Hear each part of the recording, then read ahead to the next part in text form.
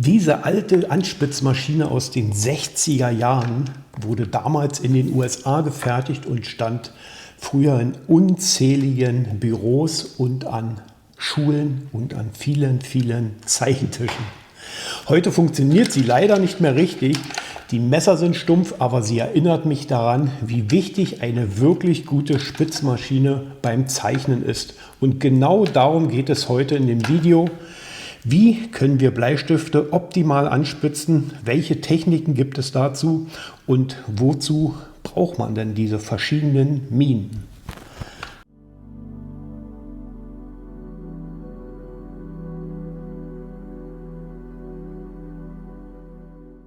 Also legen wir los. Wie gesagt, die Maschine funktioniert leider nicht mehr richtig.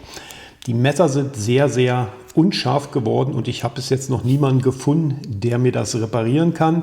Wenn du davon Ahnung hast oder jemanden kennst, schreib es mir gern in die Kommentare und mich interessiert auch, welche Spitzmaschinen hast du noch zu Hause oder welche Anspitzer.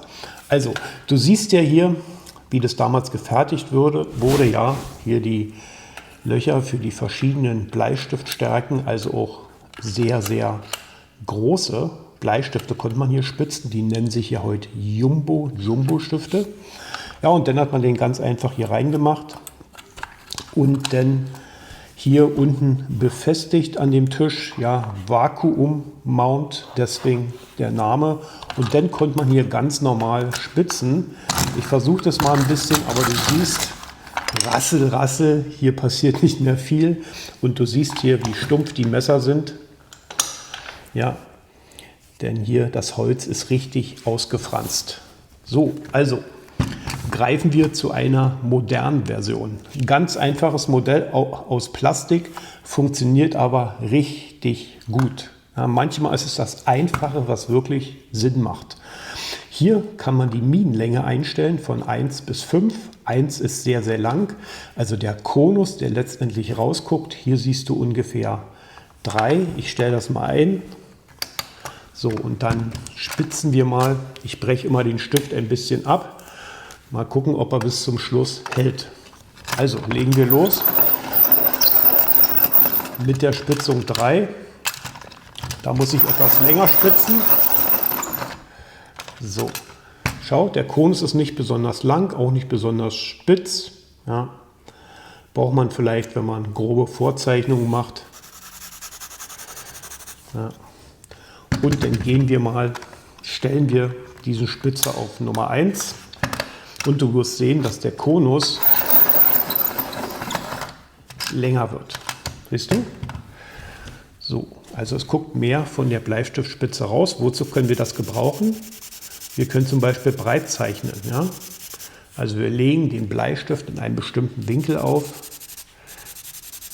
und können hier breit, aber auch spitz zeichnen. Ja? Also sehr praktische Sache hier mit dem Auffangfach. Also auch eine saubere Sache. Ihr wisst ja, ich zeichne ausschließlich mit Bleistiften und wenn man da mitten im Arbeiten ist, will man natürlich nicht unbedingt unterbrochen werden. Also eine sehr praktische Sache. Unten lege ich dir auch diese Materialliste rein. Einfach draufklicken, Download und dort findest du einen Teil der hier vorgestellten Materialien, ja, die dir auch beim Zeichnen weiterhelfen. Also die erste Methode war diese Spitzmaschine. Kommen wir zur zweiten Methode. Hier zum Beispiel, wie du in der Vorschau gesehen hast, so eine sehr, sehr lange Mine. Ja. Grundvoraussetzung, so eine Mine so lang zu spitzen, ist erstmal so ein Cuttermesser, was richtig scharf ist. Also auch mit Vorsicht zu genießen beim Spitzen. Nicht nur, wenn man sich verletzen kann, sondern auch, weil die Minen relativ schnell brechen. Ja, das hängt zusammen mit den Bleistiften, die du hast. Also welche Qualität, deswegen nehme ich meistens Faber-Castell, die Mine ist eingeleimt und sie bricht nicht so leicht. Ja, das hat mit der Ton-Graphit-Mischung zu tun, aber auch mit dem Holzkörper, mit der Qualität.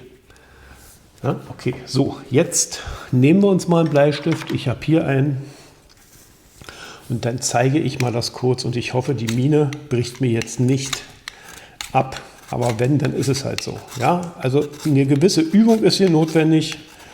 Immer schön drehen. Und du siehst, die Mine kommt Stück für Stück raus. Wir befreien die Mine vom Holzkörper, was nichts anderes bedeutet, dass wir hier eine größere Fläche haben. Das heißt, du hast gesehen, wie wir mit dem Stift hier arbeiten können. Und hier können wir halt noch breiter auflegen. Das heißt, wir können schneller Flächen schließen. Siehst du? So, du siehst ja jetzt, ich habe die Mine freigelegt und hier ist noch so ein Absatz. Jetzt will ich die Mine noch spitzer haben. Ja? Also ich spitze jetzt nur die Mine an. Dazu ist eine gewisse Übung notwendig. Natürlich sind mir auch schon viele abgebrochen. Das passiert halt manchmal. Besonders wenn man versucht, zu fein zu werden. Und wenn du auch realistisch zeichnen lernen möchtest, dann sei jetzt mit dabei auf meiner Akademie Schmidts Zeichenwelt. Dort begleite ich dich Schritt für Schritt und zeige dir, wie du realistische Motive leicht und sicher zeichnest. Den Link zur Akademie findest du direkt unter diesem Video. Ja. Bei den preiswerten Stiften ist das ganz schwierig, weil die Mine sehr schnell bricht. Hier ist die Ton-Graphit-Mischung sehr fein rausgearbeitet. Ich habe hier auch einen sehr, sehr guten Stift. Ich probiere gern verschiedene aus. Hier habe ich den Caran d'Ache Grafwood aus der Schweiz, wo ich nächste Woche wieder hinfahre. Mal gucken, was ich noch alles dort entdecke.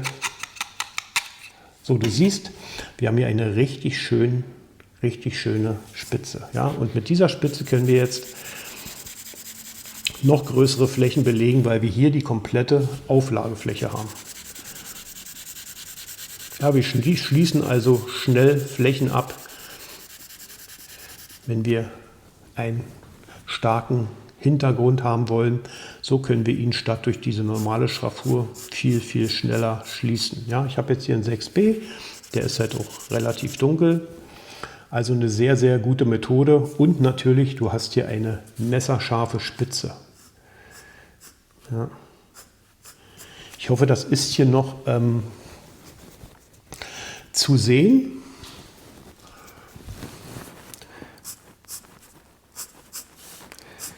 Und noch nicht zu doll verwischt wegen der Kameraeinstellung, dass du meine Hände sauber siehst hier. Ja. So, wo ist mein Zeichenbesen?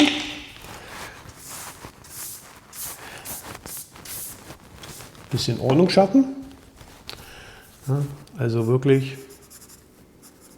Und natürlich nutzt sich so ein weicher Bleistift 6B relativ schnell ab, wo man dann wieder nachspitzen müsste, um die Spitze wieder zu haben. Und genau aus dem Grund, zeige ich dir gleich noch, wurden auch diese Fallminenstifte erfunden, damit man nicht ständig spitzen muss. Ja, also diese feinen. So, kommen wir zum nächsten Stift, zur nächsten Spitzmethode. Was ich auch sehr, sehr gerne nehme, sind diese Vollminenstifte. Ja. Ton-Graphit, ganz, ganz wenige, ganz geringe Ummantelung hier. Du siehst, der ist nicht mehr lang, damit kann man schlecht zeichnen. Den lege ich einfach, packe ich hier in eine Zwinge rein und dann kann man damit schön zeichnen. Ja. Hier habe ich natürlich noch, schau mal, noch wesentlich mehr. Hier bekomme ich noch eine breitere Auflagefläche. Ja? Und vor allen Dingen ist die Mine gegenüber dieser Mine nicht so empfindlich im Druck. Ja? Das nutze ich zum Beispiel für meine 2 Meter großen Zeichnungen, dass ich hier wirklich schnell dunkle Flächen habe und hell und dunkel voneinander trennen kann. Ein weiterer Trick ist, wie man spitzen kann, ist diese Mine hier mit so einem Schleifbrettchen. Hier sind einzelne Schleifpapier drauf. Und jetzt zeige ich dir mal einen wundervollen Trick. So, ich mache die Mine so breit, siehst du?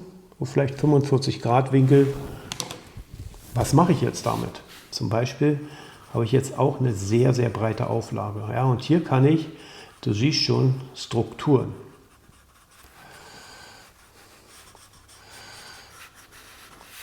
Ja, hier kann ich zum Beispiel einfach Bäume machen.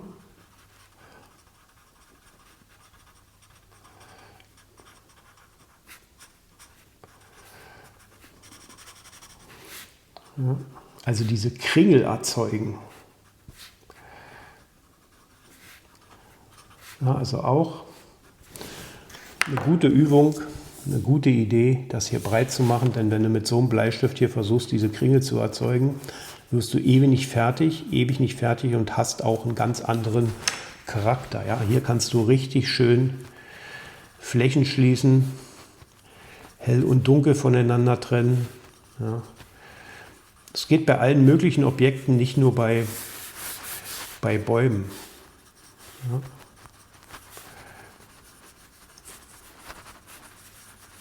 Ja, also wirklich eine gute Methode, hier so rumzukringeln. Okay, also merke dir, du Flächen schließen willst, Baumkronen zeichnen willst oder auch ganz zart nur im Hintergrund breite Flächen erzeugen willst, ist das auch wunderbar geeignet. Ja. Also wirklich kaum zu sehen, ist ja auch ein relativ weicher Bleistift. So, was haben wir noch in petto? Ich sprach ja von der Fallmine. Also wenn wir diesen Stift haben, können wir einmal hier mit spitz arbeiten. Mit so einer Fallmine brauchen wir natürlich nicht zu spitzen. Ja. Wir haben also immer die gleiche Minenstärke. Ich habe hier zum Beispiel 0,9 Millimeter ist das. Das ist ein Pentel. Wie gesagt, unter dem Video findest du die Materialliste. Kannst du dir kostenlos downloaden. Dort erfährst du mehr davon. Ja. So, diesen Stift spitze ich überhaupt gar nicht. Und es gibt auch noch den gleichen in 0,3. Also ganz, ganz fein. Ja, für Augenbrauen. Für ganz feine Härchen. Für Gras.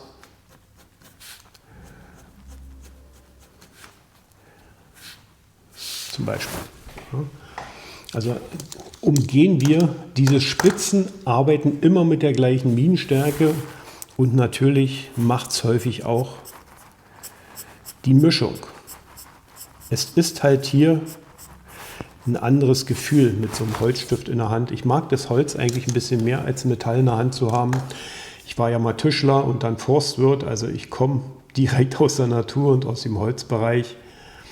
Ja, ich habe viel Holz in der Hand gehabt und weiß, wie sich das anfühlt. Das hat eine andere Wärme, aber entscheide selbst, was dir mehr gefällt. Diese Stifte sind auch hier hervorragend geeignet zum Zeichnen. Und das hängt doch immer davon ab, wenn du natürlich sehr, sehr kleine Motive zeichnest, wirst du mehr mit diesen Stiften arbeiten, also so eine Mini-Objekte. Wenn du so groß zeichnest wie ich, dann werden diese Stifte und auch diese Stifte mehr zum Einsatz kommen. Okay, was haben wir noch? Wenn wir jetzt die Spitze, also hier nochmal der Schleifblock, ja, wo du die Minen nochmal extra bearbeiten kannst, wenn du diese Spitze jetzt messerscharf haben willst, ja, dann geht es hier nochmal rauf. Etwas schleifen, gleichzeitig drehen und du siehst, die wird hier wirklich messerscharf. Und da gibt es einen schönen Nebeneffekt, den zeige ich dir gleich noch. Oh, jetzt habe ich zu viel gemacht. Jetzt habe ich geschlafen. Ja, okay. Also siehst du, der Stift ist sehr weich, 6B. Ich spitze ihn nochmal an. Da darf man nicht zu viel aufdrücken. Sonst ist die Mine gleich weg. Ach, warte mal, ich werde es hier nochmal zeigen. Hier haben wir einen HB, der ist ein bisschen härter. Da führt sich das besser vor. Du siehst, die Mine ist hier auch etwas dünner. 2 mm, hier ist sie fast 3 mm dick.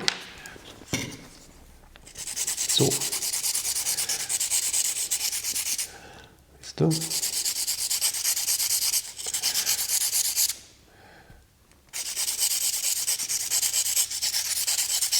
HB ist halt härter, einen höheren Tonanteil in der Mine.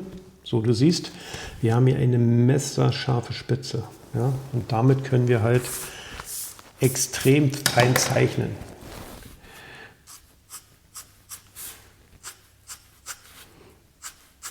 Das ist ein richtiges, ganz feine Härchen, kriegst du mit dem 0,3 kaum hin, mit diesem Fallminenstift, den ich gezeigt hatte. Ja?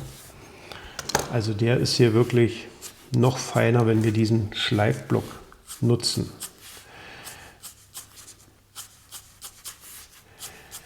So, messerscharf. Wie gesagt, du brauchst ein sehr, sehr scharfes Cuttermesser dafür. Ja. Das ist immer die Grundvoraussetzung, ansonsten verzweifelst du da. Ja. So, was haben wir noch? Ich habe hier noch einen Spitzer, und zwar haben wir hier einen Fallminenspitzer für 0,2 und 0,3 mm. Der Dreck wird gleich aufgefangen und ich habe hier mal 0,3 mm. Spitzt sich wirklich sehr leicht, ist klein und da siehst du, was für einen schönen Konus wir hier bekommen. Auch messerscharf. Also für die etwas dickeren Minen, je weicher die Mine, je dicker wird die. Und dann habe ich hier noch einen 2 mm Stift. Und dieser wird hier auch messerscharf. Also auch ganz, ganz spitz. Also du siehst, viele Wege führen hier halt zum Ziel. Ja, zum Beispiel kann man hier natürlich dann auch wundervoll feine Härchen, in dem Fall Wimpern zeichnen. Ja.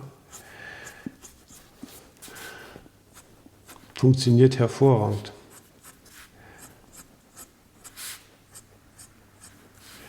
Ja. Also siehst du, wie wichtig das ist. So, zum Schluss noch. Du siehst ja, oh, jetzt ist es schon runtergefallen, kann man sich gleich von Nutzen machen. Durch das Abschleifen der Mine haben wir hier einen Graphitstaub und diesen Graphitstaub können wir zum Beispiel verreiben für feine Übergänge. Schau mal.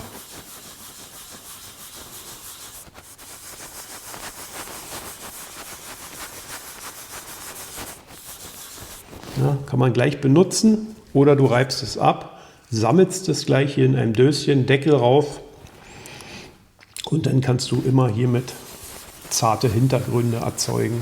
Ja. Und so auch wieder eine Möglichkeit haben, ganz, ganz zarte Kontraste zu erzielen. Ja. Ist auch druckabhängig, da musst du genau schauen, wie viel Graphitpulver trägst du auf, wie viel nimmst du. Und das ist alles ein Erfahrungswert. Ja? Es gibt nicht das Universalprinzip, wo man sagt, das ist der Weg, das ist der eine Weg, nur mit diesem Weg funktioniert es. Kreativität zeichnet sich ja dadurch aus, dass wir uns Stück für Stück herantasten und ausprobieren die Dinge, die für uns, also für uns funktionieren, ja, für jeden selbst. So, wenn du wirklich tiefer einsteigen willst, unter dem Video findest du den Link zu einem kostenlosen Übungskurs, aber du kannst auch Mitglied auf meiner Akademie Schmidts Zeichenwelt werden und dort realistisch zeichnen lernen. Wenn du noch weitere Videos anschauen willst, oben findest du die Playlist. Dort habe ich dir noch einiges verlinkt, das du jetzt gleich anschauen kannst. Ich bedanke mich, dass du dabei warst und freue mich, wenn wir uns hier wieder auf Schmidts Zeichenwelt zum nächsten Video wiedersehen.